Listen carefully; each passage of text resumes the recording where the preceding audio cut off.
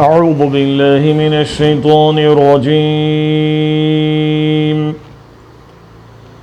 بسم الله الرحمن الرحيم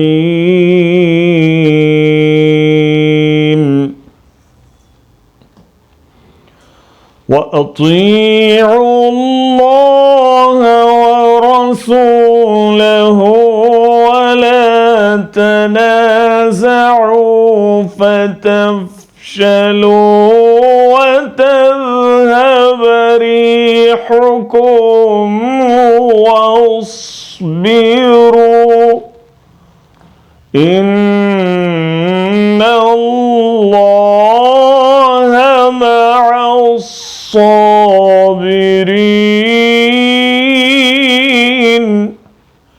और अल्लाह और उसके रसूल की इताअत करो और आपस में झगड़ो नहीं, वरना तुम्हारे अंदर कमज़ोरी पैदा हो जाएगी और तुम्हारी हवा उखड़ जाएगी। सब्र से काम लो, यकीनन अल्लाह सब्र करने वालों के साथ है। And obey Allah and His Messenger and do not dispute and thus lose courage, and then your strength would depart. And be patient. Indeed, Allah is with the patient.